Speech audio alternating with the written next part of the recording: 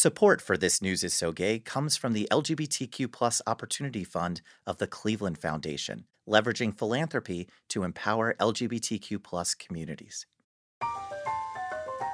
Welcome to This News is So Gay. I'm your host, Ken Schneck, editor of the Buckeye Flame, Ohio's LGBTQ newsroom. Thanks so much for joining us. President Trump may be calling it a big, beautiful bill, but LGBTQ advocates are saying the new budget is anything but. What does this legislation mean for our community? A new report is out indicating that funding for LGBTQ causes is way down. Just how bad are things looking? The state of Virginia is rolling back protections against the discredited and harmful practice of conversion therapy. What might this mean for minors there? And it looks like the Supreme Court will be wading into whether the handful of trans athletes in the country will still be able to compete. What can those athletes expect? Joining us this week to talk about those stories and so many more, Managing Director of News is Out, a national queer media collaborative of which the Buckeye Flame is an affiliate, which I think means I am contractually obligated to agree with everything she says. Dana Piccoli. How are you, Dana? I'm all right, Ken. Thank you. Editor-in-chief of the Ohio Capital Journal, and I must say, he whose commentary op-eds are goals for me, David DeWitt. Hello, David. That's very kind. Thank you, Ken. Thank you for having me. And communications lead and spokesperson for the United States People Living with HIV Caucus, host of the HIV Unmuted podcast, and far too but occasional contributor to the Buckeye Flame. That would be Juan Michael Porter II. Juan Michael, great to see you. Likewise. Well, our LGBTQ Reporters Roundtable is now assembled, so let's dive in. President Trump signed his One Big Beautiful Bill on July 4th. John Casey from The Advocate called it, quote, a monumental betrayal of vulnerable Americans as well as a death sentence. Let's talk about it. Juan Michael, first, give us the bullets. What actually will be affected under this bill? So we'll see expansion under the Affordable Care Act being greatly curtailed or reduced. So here's a thing to keep in mind. For the 2025 re-enrollment process, over 10 million Americans were signed up. For 2028, that re-enrollment won't take place, so people will have to recertify. That means putting in your immigration status, your income levels, where you live, and there's a new thing added to it wherein people actually have to automatically be verified before they can even receive a subsidy. So imagine that you don't have all the proper information and you go to enroll or re-enroll and suddenly you're being blocked because you don't have that documentation.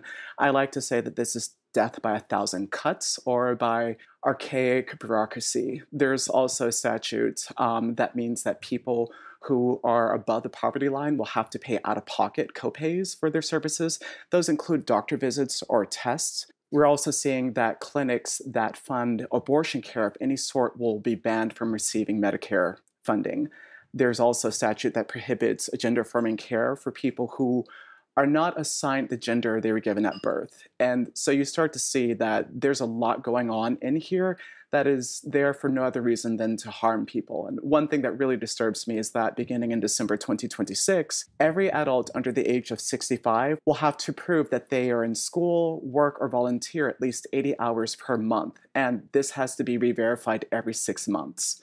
As someone who's living with HIV who's gone through verification, I can tell you that you can lose your access in a second, in a moment, and then you're sent around, I would say, a corral looking for it or trying to find help.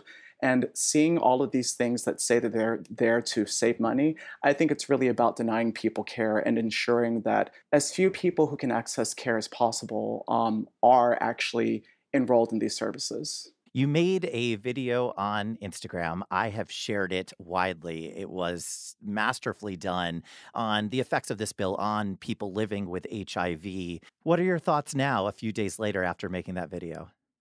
We have to acknowledge that there's an appropriations process wherein elected officials will go in and try to wager which money will go where and how much and when. And at the end of the day, the fact that we are at a place where we were 40 years ago The fact that there's this discussion about eliminating anything that might benefit certain populations scares me. Remember Mpox and the fact that it overwhelmingly affected people living with HIV, people living in poverty?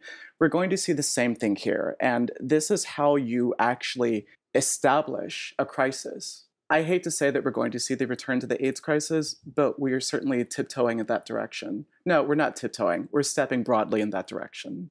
Given that, anything that LGBTQ plus orgs or advocates are advocating that we actually do? I speak to a lot of people within networks across the country, and I think they're still flabbergasted and playing it polite. There's this idea that if we show up nicely and speak to people in a kind way, then they'll do right by us, and that has never worked. So there are some who are more radical, like ACT UP still exists, and they're saying, mobilize, take the streets, TP people's houses. And then there are those who are saying, talk to your legislators politely. I think that there's a need for a multi-pronged approach, wherein some people are really harassing legislators, some people are raising awareness, and then other people are playing it politely. There's not a real consensus. People are still figuring it out. So certainly quite a bit for us to keep our eyes on. A new report is out from the funders for LGBTQ plus issues on the state of LGBTQ plus grant making by U.S. institutions, and things are not looking good. Dana, as the editor of a nonprofit newsroom, can't say that I loved this report. How bad did things look? Well, Ken, things are looking pretty grim. And mind you, this data is from 2023, which was before this really serious onslaught of anti-LGBTQ plus rhetoric and anti-DEI rhetoric. The report finds, and this is a wild statistic, that only about 20 cents from every $100 given by funders goes to LGBTQ plus issues. And that's down from 22 cents in 2022. So basically, philanthropic support dropped about 20% between 2022 and 2023. And it really points to this top heaviness and reliance on a set of about 20 key donors that make up a majority of LGBTQ plus funding. And those funders alone accounted for a drop in about $15 million, or about a 41% decrease from the previous year. In 2023, we saw a record high of anti-LGBTQ plus legislation proposed across the country, and 2023 was also the year that we saw massive pushback against corporations supporting LGBTQ plus issues, notably Bud Light and their single social media post that they did with trans influencer Dylan Mulvaney. And then Target also began facing boycotts and backlash for including LGBTQ plus themed children's clothing as part of their Pride line. And my read of the report was that this in particular, this decrease affected some specific communities. Yes. Support for Black LGBTQ plus communities fell by about 14.5 million, which was a 41% drop from 22 to 23, and the largest decline in the report. And funding for trans and gender nonconforming, non-binary communities also declined significantly, about 24%, or $11 million. So I don't know if you know this, Dana, but things have not gotten appreciatively better since 2023. What does this mean for funding for 2024 and beyond? I mean, none of us have a crystal ball, but I think that we can all agree that we, wherever we are, have been in, if you're in LGBT anything, you've seen a decrease in funding opportunities in the past few months, especially. Based on this report, trends indicate a continued decline in progressive philanthropic support. Well, this was not uplifting. Thank you, Dana. That's great. We'll take the 20 cents, though. But yeah, we'll be keeping our eyes on that as well. This was not the only LGBTQ plus related financial news out there. Here in Ohio, Governor Mike DeWitt signed a 5,000 plus page budget bill into law after issuing a record 67 line item vetoes. 3 of those 67 were LGBTQ plus related. Before we even get into the specifics of that, David, you have been writing about Ohio and Ohio politics for quite a long time. How do you describe, because I feel like we can't even get into the veto process and what specifically happened here unless we set some sort of baseline expectation or understanding of what it even is happening here in Ohio with the Ohio legislature. How do you explain it to folks? Thanks for that question, Ken. It's hard to wrap up in a nutshell, but probably the easiest way to put it is that the Ohio's state government is defined mostly by gerrymandering and pay-to-play corruption. So they gerrymander their seats into power. So, 2024, we had 117 seats in the state legislature up for election.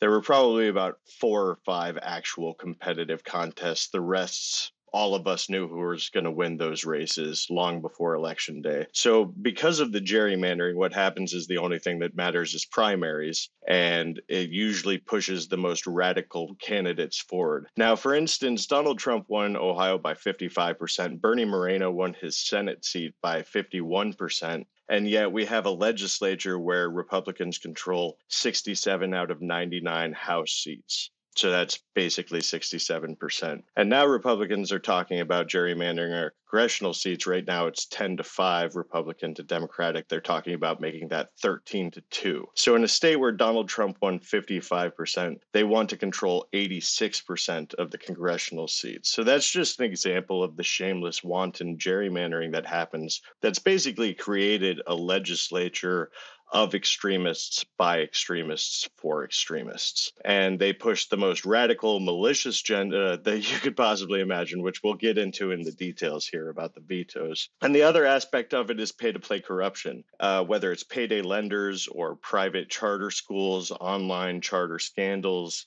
or even the billionaire Cleveland Browns owners donating against the anti-gerrymandering amendment, donating to the politicians and lawmakers and getting a $600 million giveaway in the state budget. You just see this system that infects a lot of the country, but it's very shameless and open in Ohio, where big moneyed interests pay a lot of money to get politicians into office with their campaign donations, and then they get basically whatever they want from those politicians once they're in office. So gerrymandering, pay-to-play corruption creates extremism constantly and a total lack of representation of what the people want. The people don't get represented very often. It's usually the big money interests and the self-interests of extremist Republicans that get represented. And again, that is David DeWitt from the Ohio Department of Tourism, I assume. It's not going to get people here, David, I'll tell you that right now. But there was some good news with some of these vetoes. Tell us about the LGBTQ plus items that Governor DeWine did veto. DeWine is old school, and while he has indulged pretty brazenly in the corruption, he's not as extremist as a lot of the legislators. He does have something of a conscience. And so 3 of the vetoes, I'll go over them pretty quickly. The first is an item that would have restricted funding to youth homeless shelters if they supported transgender or non-binary identities. So he vetoed this, so that restriction won't be in place. I mean, it's bad law because it hurts a vulnerable population. It hurts shelters that are very few and far between already in Ohio. And it's very difficult to even enforce that. And it's basically state mandated bigotry and prejudice. I mean, that's what the law would have done. I think DeWine recognized all of those things. He vetoed that. The second thing was also just really badly written law from a place of seeming just maliciousness. And that would have required public libraries to place books referencing sexual orientation or gender in an area away from the public. So basically like an adults only section or whatever. Also very impractical and unworkable just from a law standpoint. Mostly seemingly coming from a malicious place where they want to make any LGBTQ identity somehow ominous or obscene or something like that, where only adults can. I mean, it's very hateful in that way. And then also just badly written law because of all the unintended consequences. So it's just really dumb law that they're writing here. And DeWine saw that, vetoed it as well. Another dumb law that they wrote would have made it so only the Ohio state flag could fly on grounds or buildings, which would have effectively banned the pride flag. But also it would have banned any other flag. So you see a POW missing in action flag, those are no more. I mean, if it's only the official Ohio state flag on the grounds or buildings, that would effectively ban the American flag as well. So one thing people should understand about lawmakers, they're just human beings. Some of them are good, some of them are smart, some of them are not very smart, and some of them are kind of lazy and don't take their jobs very seriously. So if they're not being malicious and intentionally hurtful, a lot of the times it's just really bad, dumbly written law. And so we've seen an example of all of that in these vetoes. I have to assume you are launching a new podcast called Another Dumb Ohio Law, and there will be absolutely no shortage. And speaking of, there were some items that he did not veto, some LGBTQ plus related items. Tell us about those.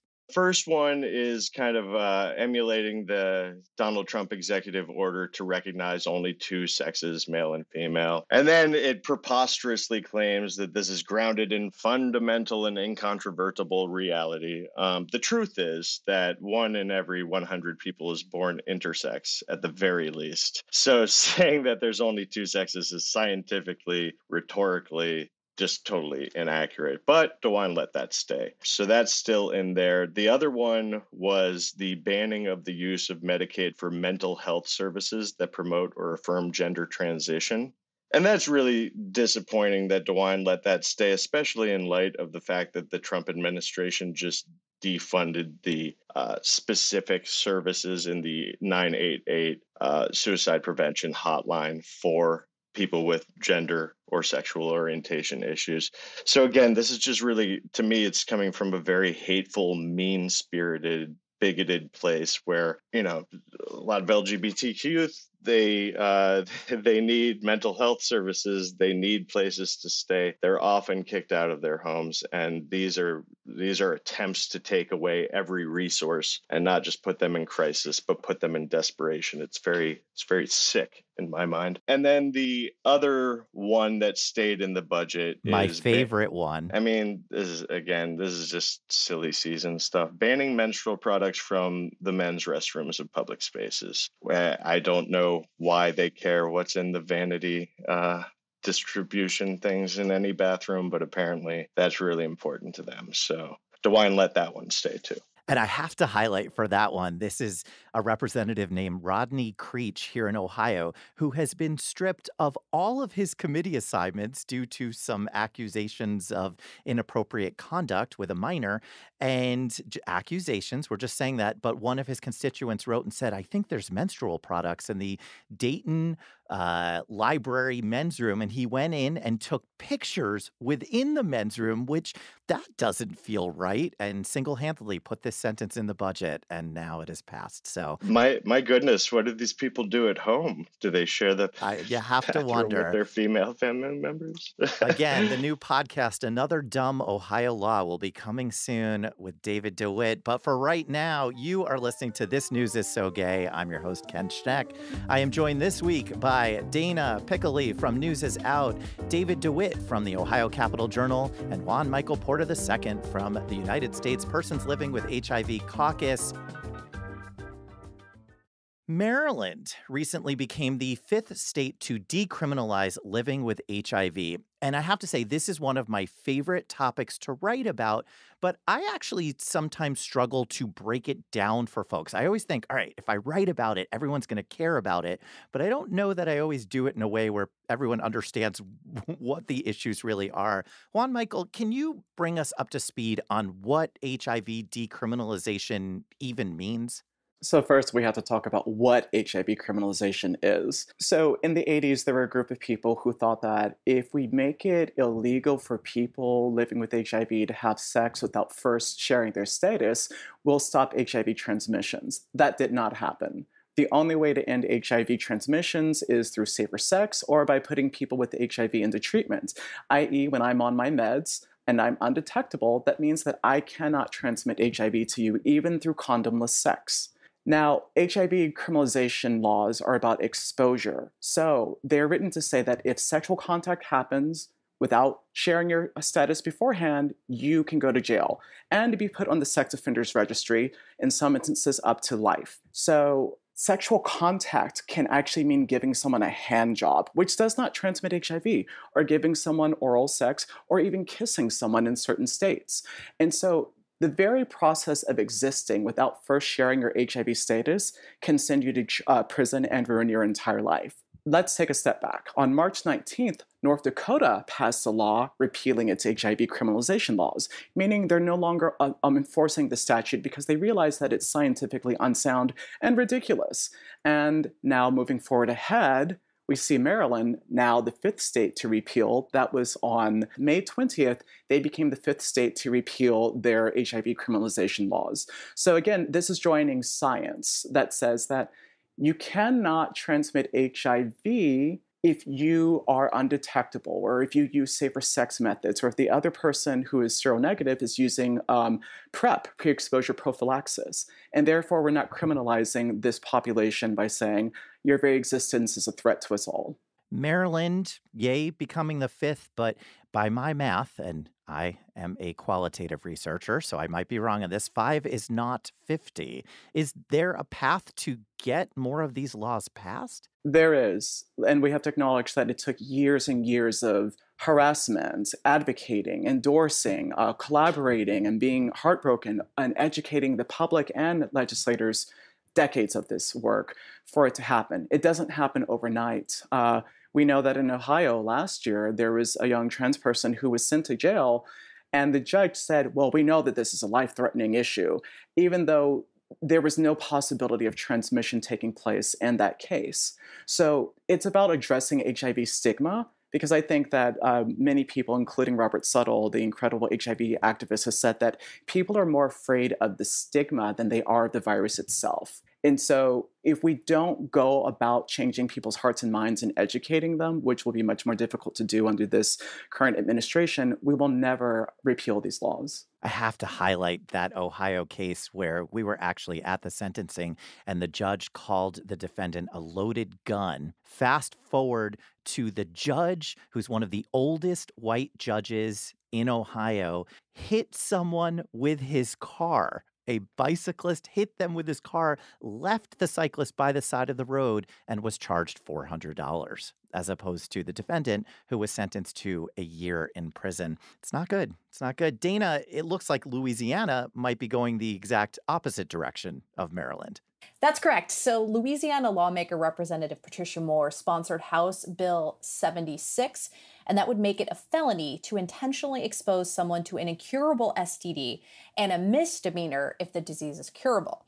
Now, Representative Moore introduced a similar bill back in 2021 that expanded criminal penalties beyond HIV, but it faced backlash from public health and LGBTQ plus advocates who warned that it could discourage STD testing and increase stigma. And these are not just dusty old laws in the books. They're actually used here in Ohio, no, David? Yeah, that's correct. Well, there's the one case that we just discussed there, but actually there were two organizations that just last year, Equality Ohio and the Ohio Health Modernization Movement, they looked at data from 2014 to 2020 to analyze 6 different statutes that were still on the books in Ohio and have not been revisited since the 90s. And we all know how much the sciences and medicine has advanced since the 90s, but these laws have not advanced or been changed or even looked at since then. So they did a study analyzing the impact of these 6 statutes from 2014 to 2020. And they found more than 200 cases of HIV-related prosecutions in Ohio. 36% of those fell under felonious assault. 56% of the cases were related to quote unquote harassment with a bodily substance. And the other ones had to do with solicitation, loitering, that type of stuff. But not only do these laws still exist in Ohio, they are definitely still prosecuted. Very much so, as this study is borne out. And then, of course, as with many things, there are disproportionate impacts and execution of this prosecution and impacts of the law. So, for instance, Ohio has about 12.5% of the population that identifies as Black alone, and yet 35.9% of the defendants charged in these cases identify as Black. So you see the same injustice in the carrying out of these prosecutions that you see in many things. And also just or even acknowledging that PrEP exists now, or undetectable equals untransmittable, all of that, none of that is acknowledged in Ohio law at all. And meanwhile, people are having their lives put into crisis and becoming felons because of these outdated laws. Another dumb Ohio law. Ken, could I jump in for a second? Please. Just because we're speaking about Louisiana, so we see a similar sort of statistical analysis where in Louisiana is 32% Black, and yet only over 92% of the people who are prosecuted under these criminalization laws are also Black. And you start to realize that this isn't about preventing HIV. This is a racist law. This is then further about harming people who identify as gay, and specifically gay men. And I think that when we take a step back and realize that they aren't effective as laws, they don't work, and to David's point that they haven't been modernized since the 90s, everything else is modernized. Even this awful bill that's being passed is requiring people to modernize their systems and to track things, even when they're unnecessary. And so why isn't there a similar move to modernize these laws so that they are in line with science and the way that people are living today? Yeah. We had a pair of bills that was introduced last year here in Ohio, and there was one hearing for each bill. And it could not have been more clear that the level of understanding on the part of our Ohio legislators, let's say, was low. Let's say it was a low level of understanding. So obviously a lot more education to happen there. Well, if it is a new week, that must mean another week of attempts to ban the tiniest handful of trans students from playing sports. Dana, it looks like the Supreme Court is now getting involved. Yeah, the Supreme Court has announced that it's going to hear two cases next term. One is West Virginia versus BPJ, and the other is Little versus Hecox, to decide whether state bans on trans women in sports violate the Equal Protection Clause of the 14th Amendment. And UPenn, we can't seem to get past a swim meet at UPenn years ago. Bring us up to speed on what's going on there. So as part of the settlement with the Trump-Vance administration, which found that the university was in violation of Title IX, UPenn will not only be banning trans athletes from competing, but the institution is erasing the swimming records set by trans swimmer Leah Thomas. Now, if you recall, Leah Thomas swam for UPenn's women's swim team during the 2021-22 season. Do you want to remind listeners, even with those titles stripped, Riley Gaines still does not advance to the podium and win anything. So that is correct. Just want to highlight that. Here in Ohio, David, this is settled law. Republicans banned trans female athletes from competition just in time for Christmas in 2023. And I am so unabashedly and so inartfully queuing you up here. But did you perhaps argue that there are other things which you think lawmakers should be focused on? Well, yeah, I mean, it's absurd. Our lawmakers spent they were trying to do it for over a year. And just to bully 5 students. There are 5 students out of hundreds of thousands of high school student athletes in Ohio. 5. They kicked 5 students off their softball teams. Like, great job. All right. So 1 in 5 Ohio children live in homes that are food insecure. So you have 1 in 5 children who are going hungry every day. You have 1 in 3 children who live in food insecure homes who don't qualify for free school meals in their households because they're technically over the 185% poverty line. So, instead of bullying 5 athletes who just want to play with their friends, maybe try feeding the kids. Maybe try not cutting their health care or cutting their family's health care. Or maybe try funding the schools. Ohio has defunded the schools for 15 years. I have this whole thing where I think that don't tell me what you care about. Show me where you're spending your money and I'll tell you what you care about. And Ohio doesn't care about schools or children or families at all. They care about giving money to rich people like the Haslams and tax breaks to people who make more than $100,000 a year. But when you have 1 in 3 Ohio children unable to access school meals, and you have 1 in 5 children going hungry, there's so much more you could spend your money on. And it's not just feeding the kids. I mean, kids, we know the biggest achievement gap in education is directly related to poverty. So if you want to overcome the poverty achievement gap, we know all the best practices too. There's been really smart people in education who've studied this for years. You have before school programs, you have after school programs, you have wraparound family services programs at the schools. Schools should be hubs for the community where everything's possible, where if you want to go into to arts or athletics or music or debate. You should have all those opportunities. And if you give kids the opportunity to come to school early, to stay after school, to have good adult mentors, to have a well-resourced school district, then you create really productive citizens. I think it's a paraphrase of Frederick Douglass. I'm not going to get the quote right, so it's going to have to be a paraphrase, but it's easier to educate a child than it is to fix a broken adult. And if Ohio lawmakers really cared about families and they really cared about kids, they wouldn't be doing these stupid culture war distractions that are based in maliciousness and hate and victimizing people that you don't agree with. They should be trying to help kids and families.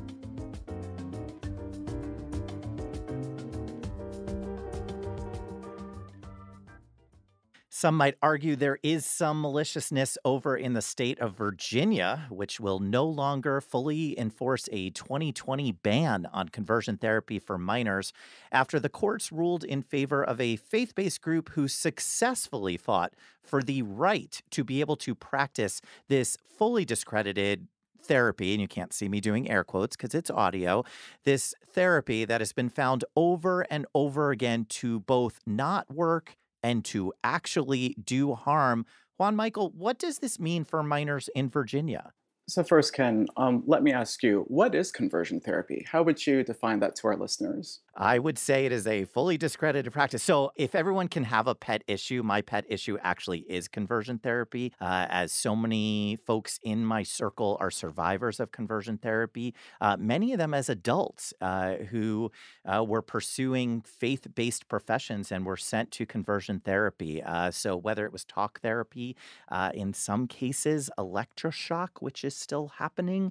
So any of those practices that are trying to change someone, which doesn't work. And in this instance, change someone from being queer or attracted to the same gender or sex to being a heterosexual person. And while I think that sounds dreadful, I would never try to turn a heterosexual person gay. And so we're seeing the violations of people's rights. And what this means for children is a loss of possibility, a loss of safety, a policing of themselves and of their families even to make sure that they are, quote, unquote, the right way. I, as someone who attended parochial school and went to a very good one, I was deeply aware of the fact that I could not be gay and that if I was, I would be beaten because I lived in Germany. And it turns out that here in this country, it's not that far off that if you are gay, you will be beaten as well. When I was in high school at Los Alamitos High School, the captain of the track team, who was the most popular kid in school at one of our spirit rallies, came out. The next day, Saturday, his best friends on football team ran him down and beat him to a bloody pulp and put him into the hospital. That's what we're facing. We're also seeing a case wherein kids who are being abused will not get attention that they need. As someone who is a survivor of childhood rape, there was no way that I could go and get help from people for the things I was dealing with because I was having sex with adult men. And so when we talk about this idea that conversion therapy will set people up right or even keep them safe, we're actually endangering them further. And this isn't just obviously a Virginia issue. Dana, nationally, the federal government, some would say they actually endorsed conversion therapy?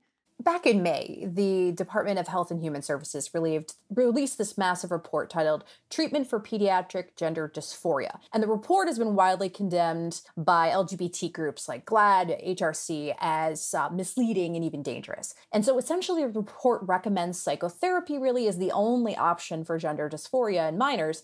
And the report mentions the use of exploratory therapy, which in some versions can include conversion therapy. Now, the report also tries to downplay and push back on exploratory therapy's connections to conversion therapy, but it's becoming sort of the Wild West out there in terms of what is acceptable types of therapy, and there is a genuine concern that exploratory therapy could venture into conversion therapy territory. Can I just jump in real quick again, Please. Ken? I know I'm doing a lot of this, but to your point, we know that this again endangers children. Ken, as you and I both reported, at Cleveland School of the Arts, there was a man who was raping Black boys from single-family homes for over 20 years, Terrence Green. And having spoken to every survivor of his abuse, I got to tell you that if they have told me directly that they couldn't tell many people because they were afraid of what would happen to them if they did tell someone. And so if a Republican is nominated and then allows for this to move forward, we are again seeing the victimization of people who are being harmed already instead of giving them a space to go where they can be safe. That school was meant to keep these kids safe. And instead of focusing on these things and ensuring that children are safe, we're actually harming them repeatedly. And I wonder at what point will we get over the culture war and actually get to what saves people's lives. And what actually supports the safety of children. Thank you for that. And finally, in some pop culture news, the new Pixar movie Elio reportedly had some queer subtext cut from the final product.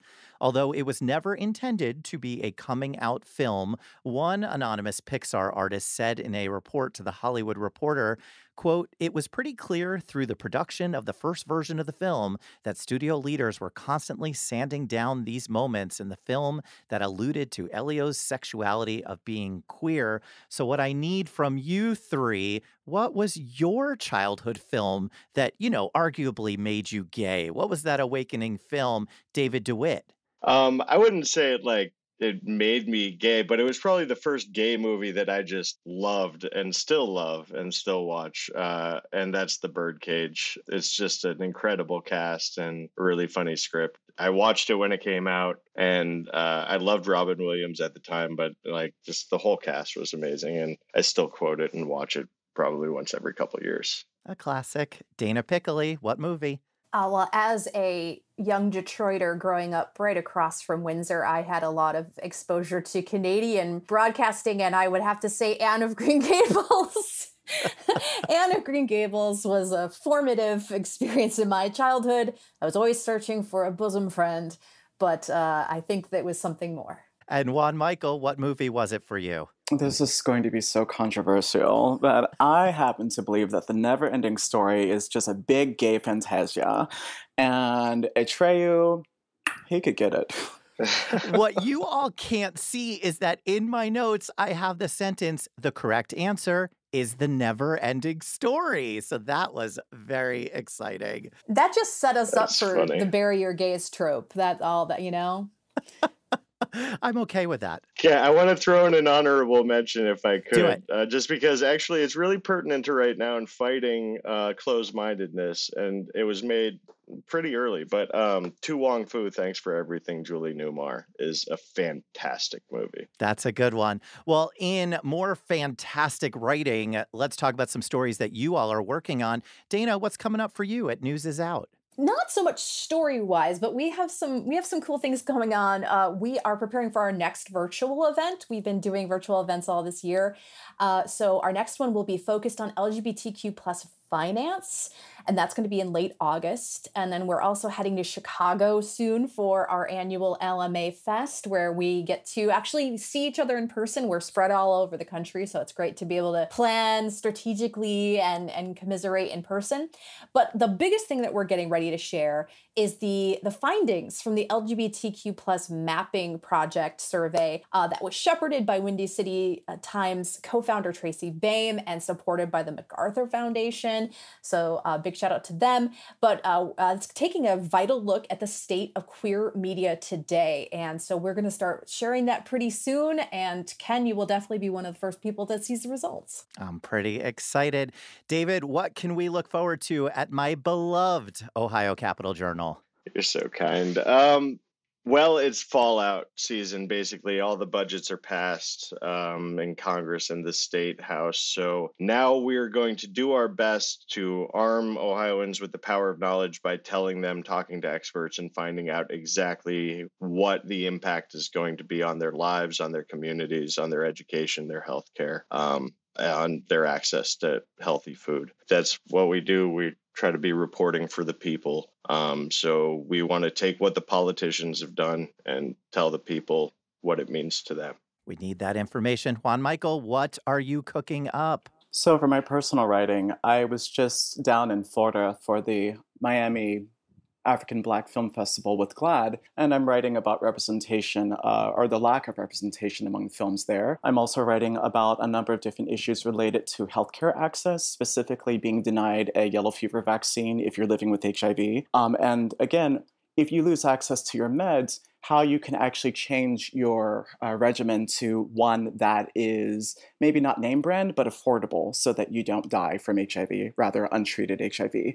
Then over in webinar space, this Friday, the Caucus, we are working with a number of organizations, including the Positive Women's Network, the National HIV/AIDS Coalition for Housing, and I cannot forget this name because if I do, they'll be like, why did you not name us? NMAC.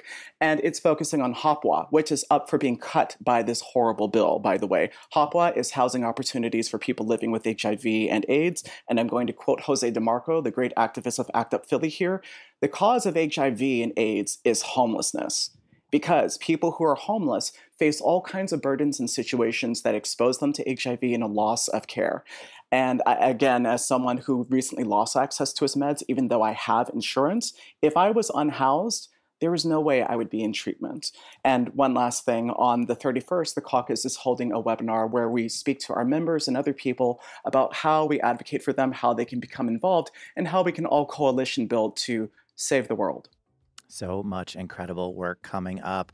I want to thank this week's roundtable, Dana Piccoli from News is Out, David DeWitt from Ohio Capital Journal, and Juan Michael Porter II from the U.S. People Living with HIV Caucus. Thank you all. Thank you, Ken. Thank you. Thanks for having me. I'm Ken Schneck, editor of the Buckeye Flame, and that's all we have time for on this week. If you liked this episode of This News is So Gay, please share it with a friend and subscribe so you do not miss out on our next episode. In the meantime, read LGBTQ+ news, share the stories of LGBTQ+ reporters, and support the work of LGBTQ+ newsrooms. Until next week, friends.